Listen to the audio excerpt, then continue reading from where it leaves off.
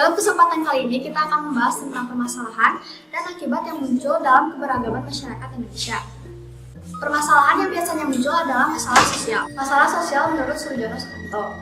Masalah sosial muncul akibat terjadinya perbedaan yang mencolok antara nilai masyarakat dengan realita yang ada.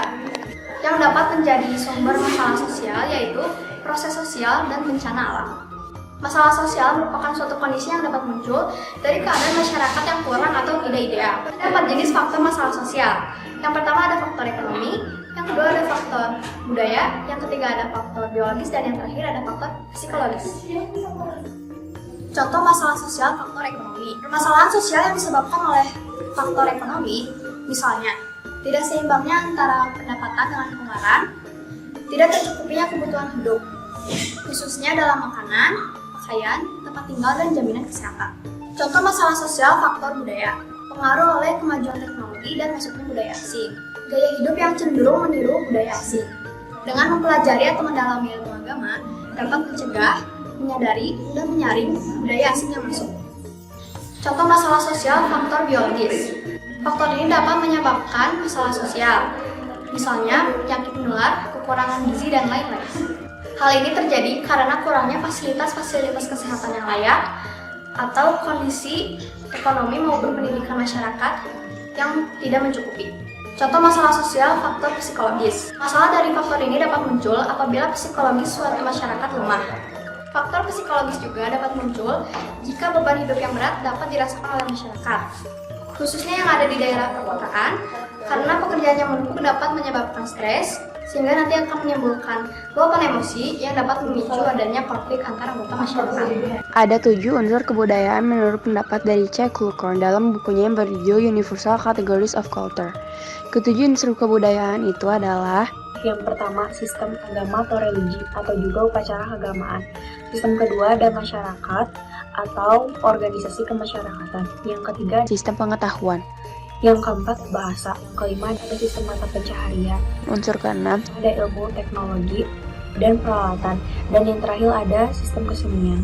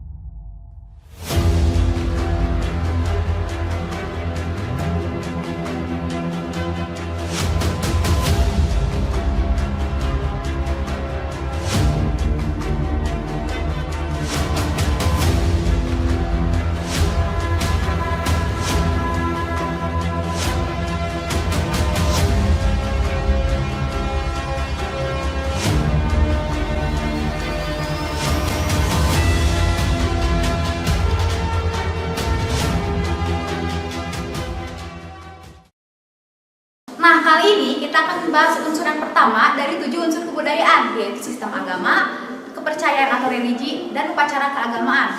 Nah, jadi agama adalah seperangkat aturan dan peraturan yang mengatur hubungan antara manusia dengan Tuhannya, mengatur hubungan manusia dengan manusia lainnya, dan mengatur hubungan manusia dengan lingkungan berdasarkan kitab sucinya. Nah, sedangkan definisi agama secara khusus adalah suatu sistem keyakinan yang dianut dan tindakan-tindakan yang diwujudkan oleh sekelompok masyarakat dalam menginterpretasikan dan memberi tanggapan terhadap apa yang dirasakan, baik secara yang gaib dan suci. Di para penganutnya, agama berisikan tentang ajaran-ajaran mengenai kebenaran tertinggi dan mutlak tentang eksistensi manusia dan petunjuk-petunjuk hidup agar selamat di dunia dan di akhirat. Sikap tolong-menolong, kerjasama, dan toleransi antar umat beragama, baik yang seagama maupun yang berbeda agama, dapat akan memperkuat sistem sosial, budaya dalam masyarakat dan menghindari terjadinya konflik. Nah, berbicara tentang agama, pada sini ada 187 kepercayaan di Indonesia. Tentunya ada 6 agama resmi yang sudah diakui, yaitu ada Islam, Kristen Katolik, Kristen Protestan, Buddha, Hindu, dan Konghucu. Sejumlah 187 kepercayaan itu sudah diakui keberadaannya dengan sebutan kepercayaan terhadap Tuhan Yang Maha Esa. Walau begitu, sejak 7 November 2017, Mahkamah Konstitusi telah memperbolehkan kepercayaannya dicantumkan di KTP para pemeluknya. Berikut adalah contoh 7 kepercayaan yang ada di Indonesia seperti dilansir dari berbagai sumber. Yang pertama ada kejawen dari Jawa, yang kedua Sunda Uditan dari Banten, yang ketiga ada permalin dari suku Batak, Marapu Pulau Sumba, Kaharin dari Kalimantan, Aluk Tadolo yang Toraja, dan yang terakhir ada Buhun dari Jawa Barat. Unsur yang kedua dari 7 unsur kebudayaan yaitu sistem masyarakat dan organisasi kemasyarakatan.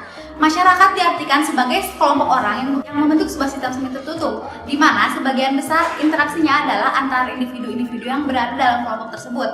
Secara umum, masyarakat merupakan sekumpulan individu yang hidup bersama dalam suatu tempat atau wilayah. Ada 2 pasal Undang-Undang Negara Republik Indonesia tahun 1945 yang menjamin dan melindungi untuk berserikat dan berkumpul, yaitu pada pasal 28 dan pasal 28E ayat 3. Nah, definisi organisasi kemasyarakatan menurut Undang-Undang Nomor 17 Tahun 2013 tentang organisasi kemasyarakatan adalah organisasi yang didirikan dan dibentuk oleh masyarakat secara sukarela berdasarkan persamaan aspirasi, kehendak, dan tujuan untuk berpartisipasi dalam pembangunan demi tercapainya tujuan negara berdasarkan Pancasila. Pada saat video ini dibuat, Undang-Undang Nomor 17 Tahun 2013 tentang organisasi kemasyarakatan ini telah mengalami beberapa perubahan dengan dikeluarkannya Perpu Nomor 2 Tahun 2017. Salah satu perubahan dalam perpu tersebut adalah definisi dari organisasi kemasyarakatan. Definisi tersebut adalah seperti ini.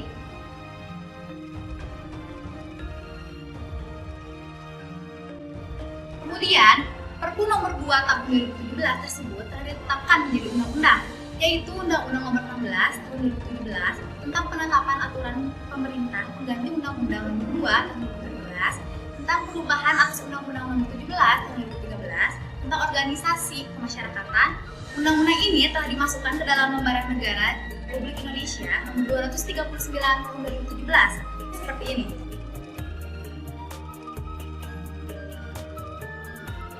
Unsur berikutnya adalah sistem pengetahuan. Sistem pengetahuan yang dimiliki masyarakat merupakan kunci berkembangnya suatu peradaban. Sistem pengetahuan umumnya diperoleh melalui beberapa cara, yaitu formal, informal, dan non-formal. Yang pertama yaitu secara formal. Pengetahuan manusia diperoleh melalui lembaga-lembaga formal, legal, struktur, dan lainnya. Yang kedua, secara informal, pengetahuan yang diperoleh melalui lingkup semi formal, misalnya lembaga-lembaga khusus. Nah, yang ketiga ini ada non-formal, yaitu pengetahuan diperoleh secara otodidak melalui proses pengalaman diri sendiri tanpa menggantungkan diri kepada orang lain. Permasalahan pada sistem pengetahuan yang banyak terjadi adalah berbagai kecurangan dalam perolehan ilmu pengetahuan. Misalnya yaitu ada menyontek dalam ujian, jual beli kunci jawaban, dan jual beli ijazah tanpa mengikuti pendidikan. Nah, pada saat video ini dibuat, yaitu pada saat pandemi, mungkin salah satu permasalahan yang muncul dan banyak terjadi adalah bagaimana cara membuat kita sebagai pelajar untuk dapat tetap belajar tanpa merasa bosan. Unsur keempat dari 7 unsur bahasa kebudayaan adalah bahasa. Apa sih bahasa itu? Bahasa merupakan alat penyampaian pesan, baik secara lisan, tulisan, maupun lambang-lambang tertentu. Bahasa merupakan suatu sistem bunyi, dan jika digabungkan melalui aturan tertentu dapat menimbulkan arti yang ditangkap oleh semua orang berbicara dalam bahasa itu. Bagaimana kedudukan bahasa Indonesia, bahasa-bahasa daerah, dan bahasa asing? Kedudukan bahasa Indonesia, bahasa daerah, dan bahasa asing adalah sebagai berikut. Yang pertama ada bahasa Indonesia sebagai bahasa nasional, bahasa negara, ataupun bahasa resmi. Nah, yang kedua ada bahasa daerah yang berfungsi sebagai bahasa komunikasi daerah. Nah, yang ketiga ada bahasa asing yang berfungsi sebagai bahasa komunikasi internasional umum. Suatu kebudayaan daerah dapat hilang disebabkan oleh hilangnya bahasa daerah. Perhatikan berikut ini, tanggapan kampungan terhadap penggunaan bahasa daerah tergusur, gusurnya kebudayaan daerah.